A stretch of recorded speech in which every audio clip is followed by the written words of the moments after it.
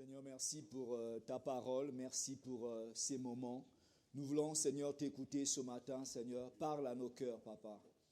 Que nos cœurs se soumettent à ta parole, que nos cœurs se soumettent à ta sainte volonté. Que ta parole, Seigneur, qui est une épée, puisse nous percer, Seigneur, au plus profond de nous, Seigneur. Alléluia. Afin de séparer ce qui est de toi et ce qui n'est pas de toi. Père de gloire, parle, Seigneur, à quelqu'un ce matin. Enseigne-nous ce matin, édifie-nous ce matin, instruis-nous ce matin par ton Saint-Esprit. Je bénis ton nom, Seigneur. Merci pour l'instrument que je suis. Merci, Seigneur, pour toute pensée, Seigneur, captive à ton obéissance. Au nom de Jésus-Christ. Amen. Amen. Lève-toi et rebâtis, c'est le thème de ce matin. Lève-toi et rebâtis. Dieu te dit, lève-toi ce matin. Amen. Nous allons voir l'histoire de Néhémie.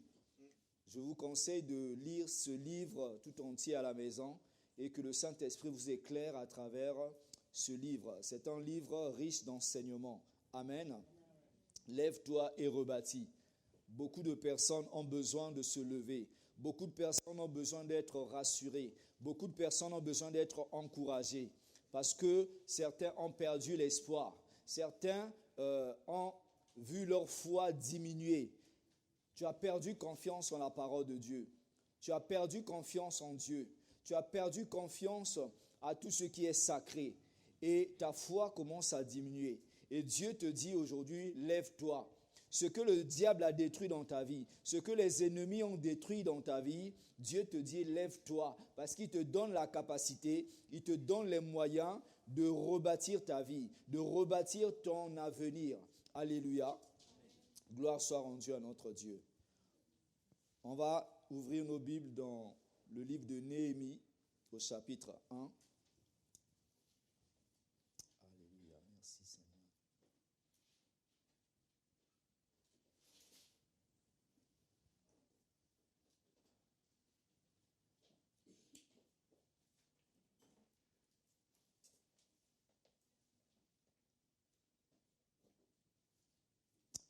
Néhémie, chapitre 1, à partir du verset 3.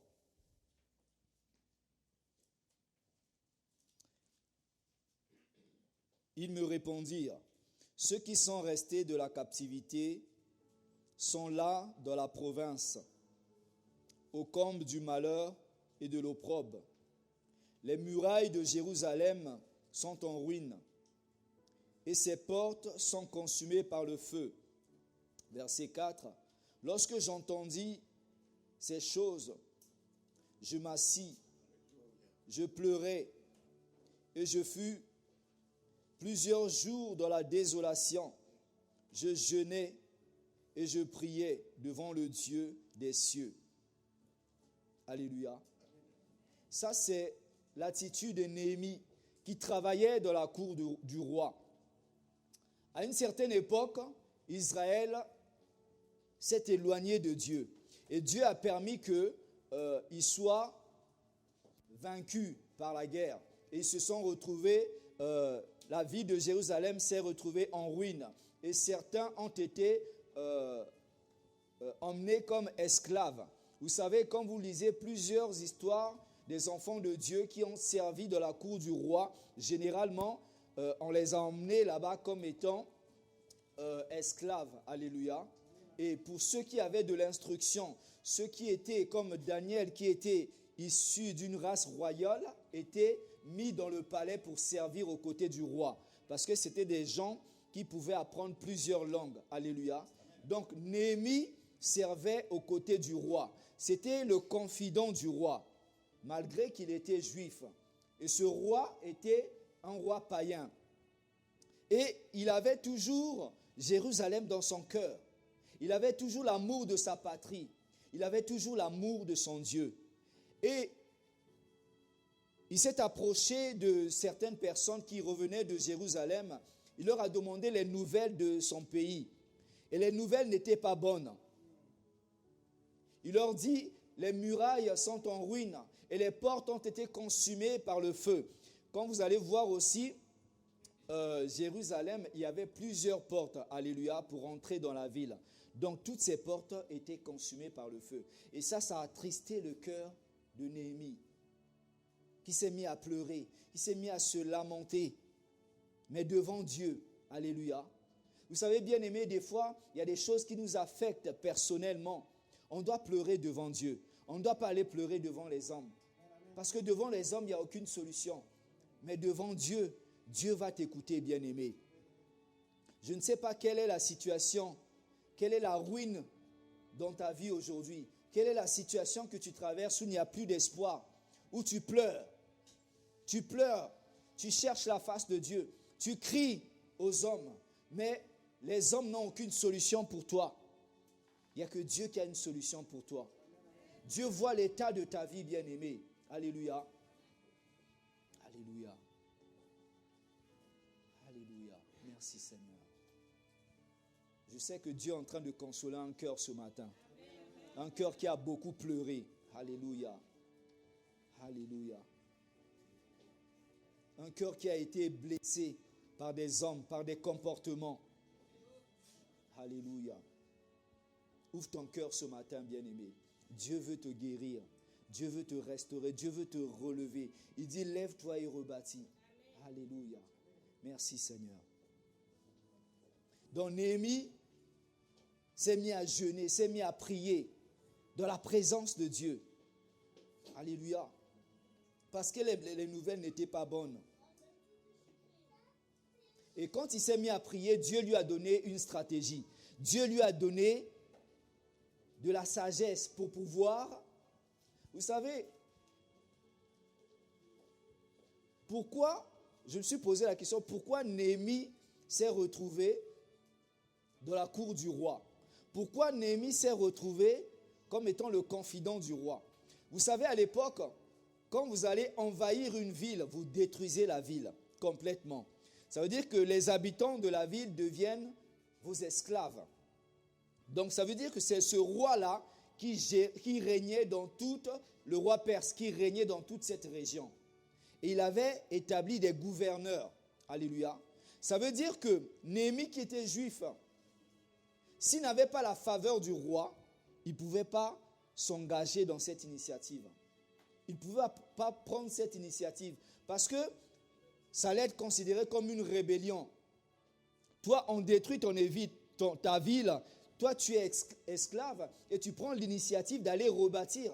Quand on rebâtit une nation, une maison, une ville, ça veut dire que l'armée peut reprendre des forces aussi. Alléluia. Et ça représente un danger pour le roi. C'est pour ça que Dieu a permis que Néhémie se rapproche d'abord du roi. Alléluia. Parce que si Néhémie était à Jérusalem, je crois qu'il aurait fallu plusieurs autorisations, plusieurs démarches pour aller rebâtir les murailles de Jérusalem. Mais Néhémie ne savait pas qu'un jour il allait rebâtir ces murailles. Mais c'est Dieu qui a permis. Donc Dieu l'a sorti de là. Dieu l'a placé aux côtés du roi pour pouvoir un jour rebâtir les murailles de Jérusalem. Alléluia. Bien aimé, des fois Dieu nous place quelque part. Il sait pourquoi. Toi, tu ne sais pas pourquoi, mais Dieu connaît ton avenir. Dieu sait pourquoi il t'a placé à tel endroit. Tu dois rester là, bien-aimé. Tu dois attendre le moment venu pour entrer dans ta destinée. Tu dois attendre le feu vert pour que Dieu te dise ce que tu dois faire. Il a pleuré devant Dieu et Dieu lui a donné des stratégies. Amen. On va aller au chapitre 2, toujours du livre de Néhémie, à partir du verset 4.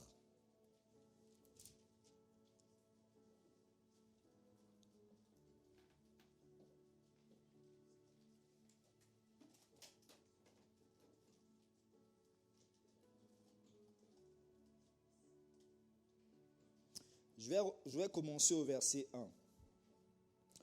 Au mois de Nissan, la 20e année du roi Artaxerxès, comme le vin était devant lui, je pris le vin et je l'offris au roi. Jamais je n'avais paru triste en sa présence. Le roi me dit, « Pourquoi as-tu mauvais visage? Tu n'es pourtant pas malade. » Ce ne peut être qu'un chagrin de cœur. Je fus saisi d'une grande crainte. Donc, au moment où il partait servir le roi le connaissait. Il le connaissait intimement parce que c'était le confident du roi. Néhémie apparaît avec un visage triste et le roi l'a remarqué. Il y a certaines personnes bien aimées aussi, quand ils ont des problèmes, ça se voit sur leur visage. Alléluia. Malgré qu'actuellement, il est un peu difficile de le voir avec des masques.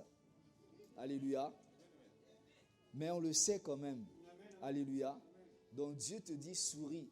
C'est la santé pour ton corps. Alléluia. Souris, moque-toi de ton problème. Moque-toi de ta difficulté. Et tu verras, Dieu va te relever. Alléluia. Rigole. Les gens vont dire, mais il est fou. Alléluia. Tu es dans la misère, tu es dans les problèmes. Je me rappelle, il y a un couple, ma première année en France, il y a un couple français qui nous regardait. On était au bord de la plage et on se racontait des histoires, on rigolait. Eux, ils étaient là. Ils se sont approchés de nous. Ils ont dit, ben, vous les Africains, vous n'êtes pas riches, vous n'avez pas beaucoup de matériel, et pourtant vous avez de la joie, vous dégagez quelque chose. Amen. Et ça m'a surpris cette réflexion. Amen. Et eux, certainement, c'était un couple qui avait des moyens. Alléluia. Parce que c'était une vie de riches. Ils étaient là au bord de l'eau et ils ont remarqué notre sourire. Nous étions étudiants à l'époque. Donc, bien-aimé, souris toujours. Ton sourire peut toucher un cœur.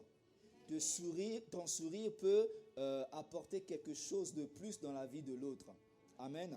Donc, le roi a remarqué la tristesse sur le visage de Néhémie. Verset 3.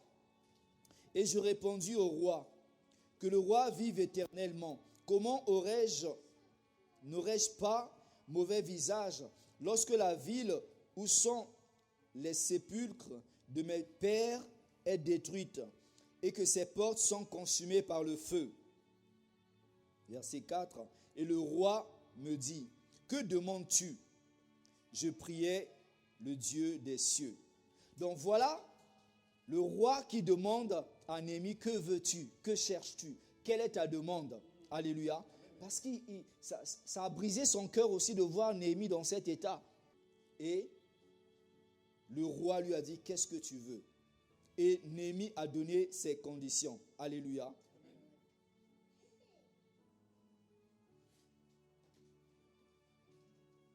Il a donné ses conditions au roi.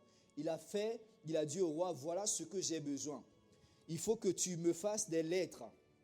Parce que lui, sortir de la maison du roi, aller à Jérusalem, il fallait traverser des provinces qui sont gérées par des gouverneurs.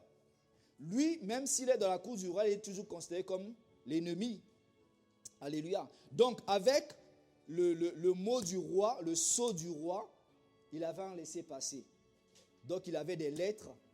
Et il a dit aussi, écris à tel gouverneur parce que j'aurai besoin du bois pour reconstruire les portes, pour reconstruire des maisons. Alléluia.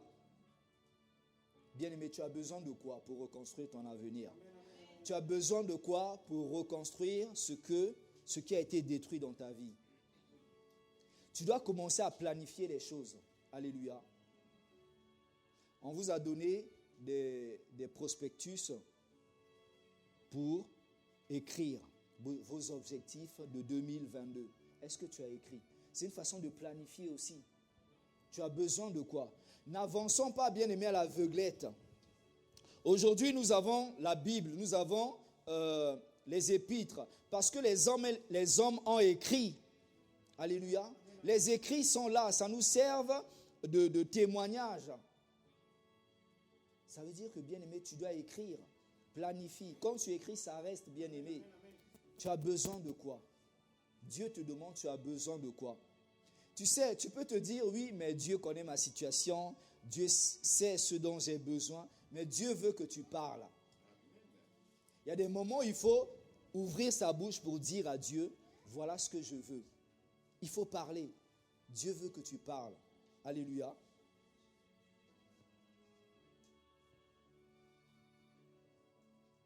On était au verset 4 du chapitre 2. Et le roi me dit, Que demandes-tu? Que demandes-tu? Je priai le Dieu des cieux. Et je répondis au roi, si le roi le trouve bon, et si ton serviteur lui est agréable, envoie-moi en Juda vers la ville des sépulcres de mes pères, pour que je la rebâtisse. Le roi auprès duquel la reine était assise me dit alors, combien ton voyage durera-t-il? Et quand seras-tu de retour? Il plut au roi de me laisser partir, et je lui fixai un temps. Puis je dis au roi, si le roi le trouve bon, qu'on me donne des lettres pour les gouverneurs de l'autre côté du fleuve, afin qu'ils me laissent passer et entrer en Juda. Et une lettre pour Asaph, garde de la forêt du roi, afin qu'il me fournisse du bois de charpente pour les portes de la citadelle, près de la maison, pour la muraille de la ville, et pour la maison que j'occuperai. Le roi me donna ces lettres par la bonne main de mon Dieu, car la bonne main de mon Dieu était sur moi. Alléluia. Donc voilà, le roi a accordé à Néhémie tout ce qu'il avait demandé. Bien-aimé, si tu as besoin de quelque chose, comme j'ai dit, même tes ennemis, Dieu va toucher leur cœur. Même les gens qui t'ont critiqué, les gens qui t'ont persécuté, Dieu va toucher leur cœur. Ils vont travailler en ta faveur. David dit que le cœur du roi est dans la main de Dieu, comme un courant d'eau. Alléluia. Quand tu mets de l'eau dans une assiette, si tu inclines à droite, l'eau va aller à droite. À gauche, l'eau va aller à gauche. Amen. C'est selon ce que tu fais. C'est comme ça le cœur du roi. Le roi, c'est qui? Le roi, c'est toute personne qui a, comment je peux dire ça? Qui peut débloquer ta situation. Ça peut être quelqu'un qui travaille dans les administrations. Ça peut être quelqu'un à qui tu dois de l'argent ou quelqu'un qui te doit de l'argent. Ça peut être quelqu'un pour qui tu attends juste une signature pour débloquer quelque chose. Cette personne, son cœur est sur les mains de Dieu. Alléluia. Donc fais confiance à Dieu, bien-aimé. Fais confiance à Dieu. Les gens vont dire, ah ouais, c'est impossible et tout. Cette personne a un cœur dur. Non, c'est Dieu qui touche les cœurs. Alléluia. Verset 9. Je me rendis auprès des gouverneurs de l'autre côté du fleuve et je leur remis les lettres du roi qui m'avait fait accompagner par des chefs de l'armée et par des cavaliers. Sambala, le Horonite, et Tojiba, le serviteur ammonite, l'ayant appris, eurent un grand déplaisir de ce qu'il venait un homme pour chercher le bien des enfants d'Israël. Voilà que Néhémie, qui remet des lettres au gouverneur, qui se dirigeait vers Jérusalem, l'opposition commence. Alléluia. Bien, mais si tu as planifié des choses pendant cette année 2022 ou pour ton futur, l'opposition va se lever. Il y a toujours des gens qui vont se lever pour pouvoir te combattre. Il y a toujours des gens qui vont être jaloux de toi. Tu vas te dire, mais qu'est-ce que j'ai? Pourquoi ils sont jaloux de moi? Alléluia. Et pourtant, tu n'as rien. Mais il y a la chose de Dieu en toi. Parce que Dieu t'a mis sur un chemin où tu cours vers ta bénédiction. Et les gens vont se lever pour te décourager, pour t'intimider, pour t'impressionner. Mais ne regarde pas ces personnes. Dieu a mis une vision dans le cœur de Néhémie. Et Néhémie a eu la faveur du roi, a eu les outils nécessaires. Et il partait pour accomplir cette tâche. Qu'est-ce que Dieu a mis dans ton cœur? Ne regarde pas aux hommes bien-aimés. Avance. Même si personne ne t'accompagne, avance. Dieu est avec toi, tu n'es pas seul. Alléluia.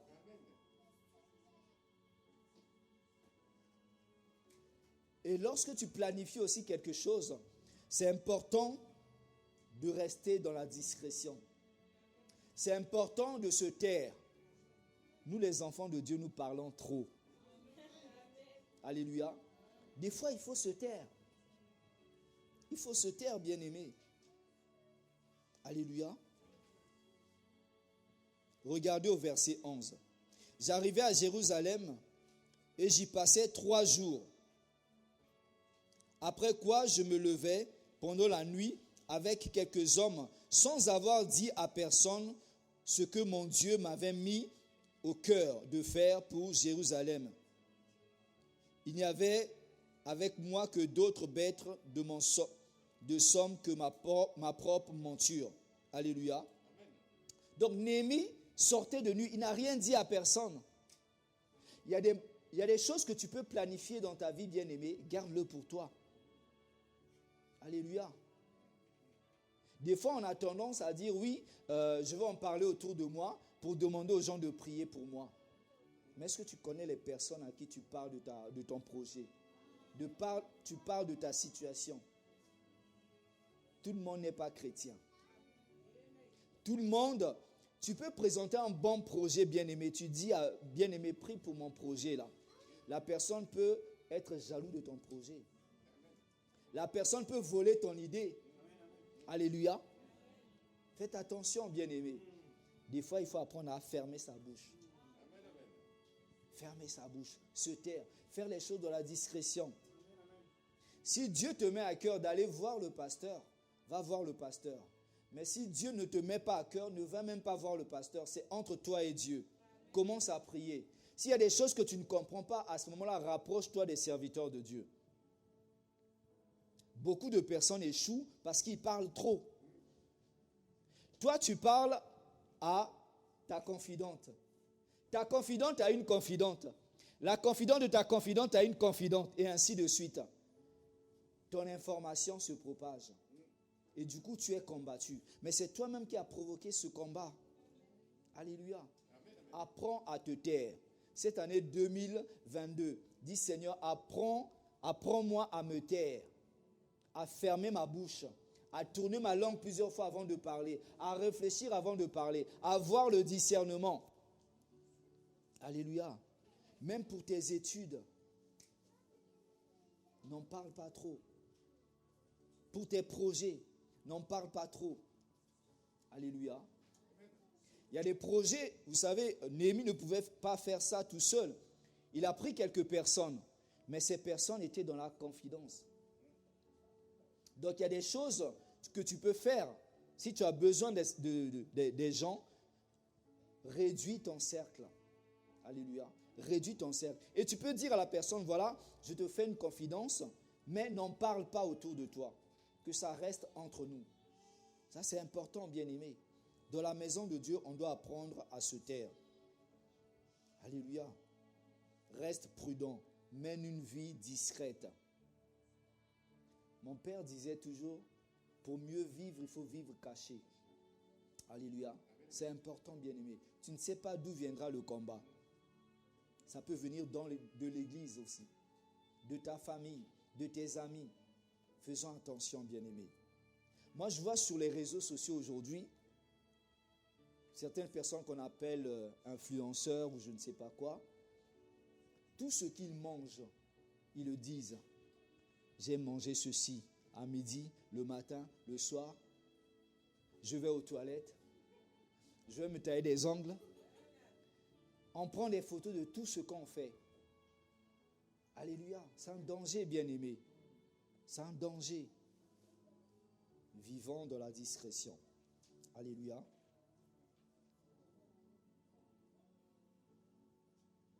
Au verset 18. Toujours Néhémie 2, 18.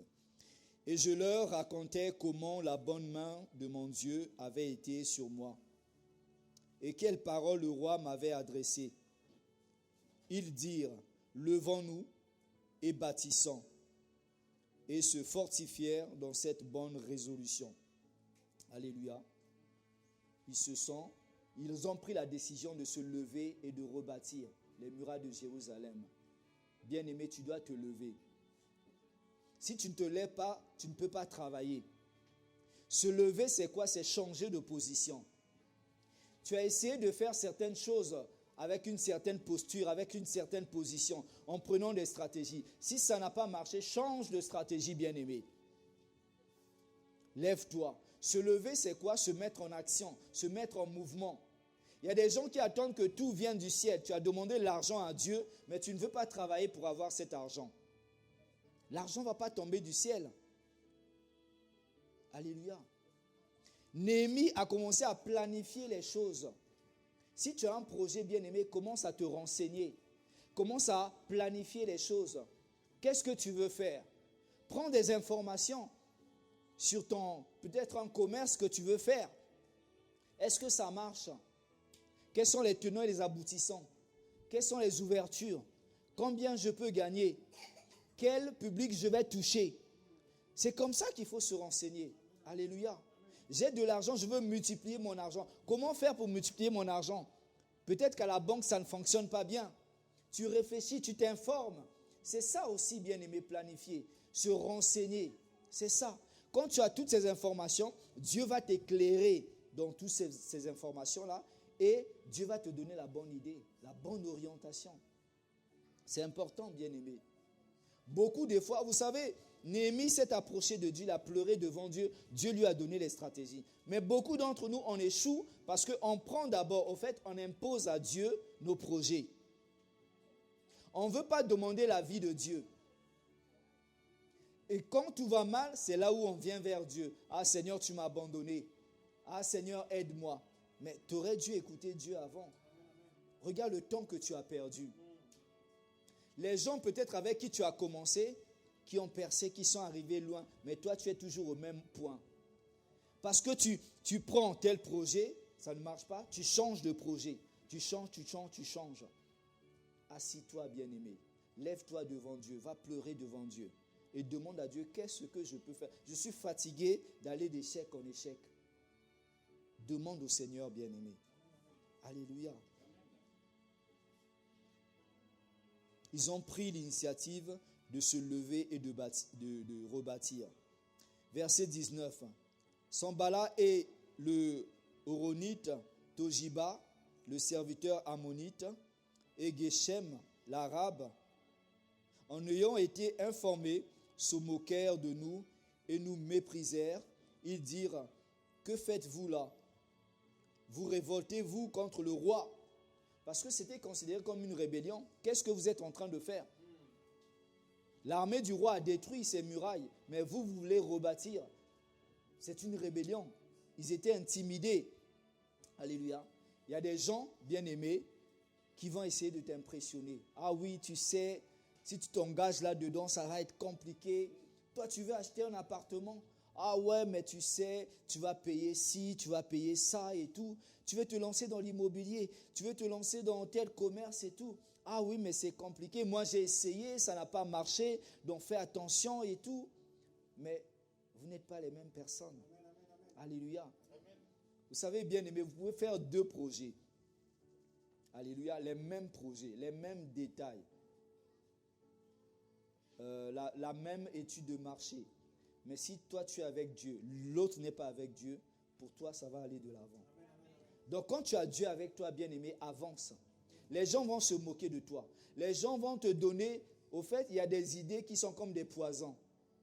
Alléluia. Tu as la pensée de Dieu, évite de recevoir d'autres pensées encore.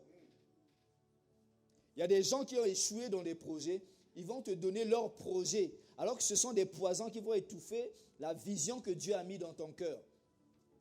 Avance avec ce que Dieu t'a mis à cœur. Alléluia. Avance. Dieu sait pourquoi. Il y a peut-être un petit détail qui a fait que l'autre puisse échouer. Mais toi, Dieu va te faire contourner ce petit détail et tu vas réussir. Et les gens vont dire, mais comment tu as fait? Comment tu as fait? Alléluia, c'est mon Dieu. Alléluia. Donc, il y aura des moqueries. Il y aura des critiques. Il y aura des tentatives de déstabilisation. Mais bien-aimé, avance. Avance, bien-aimé. Crois en ta vision. Ça, c'est important. Il faut croire aussi à ce que Dieu t'a mis à cœur. Parce que si tu as une vision, tu as un projet, toi-même tu doutes dans ton cœur, ça ne va pas marcher. Ça ne va pas marcher, bien-aimé. Crois d'abord à cette vision. Crois en toi-même d'abord. Les gens t'ont peut-être critiqué, pressé, insulté, traiter, te donner une identité pour dire, ah ouais, toi, tu ne vas jamais réussir, tu ne vas jamais faire ceci, cela. Et tu as pris ça comme une nouvelle identité. Du coup, tu te sous-estimes. Du coup, tu ne crois plus en toi. Alléluia. Mais il y a des gens bien-aimés qui sont tombés très bas et Dieu les a relevés. Alléluia. Alléluia. Si Dieu était capable de faire ça avec eux, il peut le faire avec toi. Ce Dieu n'a pas changé. Alléluia. Tout est possible à Dieu bien-aimé. Alléluia. Donc, crois en toi. Enlève, fais le tri. Nettoie les idées, les mauvaises idées que tu as reçues de toi-même. Et commence à croire en toi. Commence à croire en toi. Bouche tes oreilles à tout ce qui va être dit. Ah ouais, mais fais ceci, ah fais cela et tout. Tu sais, il y a des gens, des fois, ils te donnent des idées, mais eux-mêmes, ils ne sont même pas informés par rapport à tout ce qu'ils te donnent. Je prends l'exemple des lois ici en France. Vous savez, régulièrement, les lois changent. Alléluia. Surtout, nous le voyons avec cette crise sanitaire. Aujourd'hui, on vous dit, mettez des masques dans la rue. Demain, ça change. Donc, si tu n'es pas informé, tu vas passer à côté de beaucoup de choses. C'est ça, bien-aimé. Donc, quelqu'un qui a suivi des informations à une semaine et l'autre qui a suivi à 3 jours, ce ne sont plus les mêmes informations. Alléluia. Garde ta vision, regarde à Dieu, fais confiance à Dieu et Dieu va te bénir. Alléluia. Ne laisse personne voler ta vision. Ne laisse personne voler ta vision. On passe au chapitre 4. Néhémie 4, 6 à 9.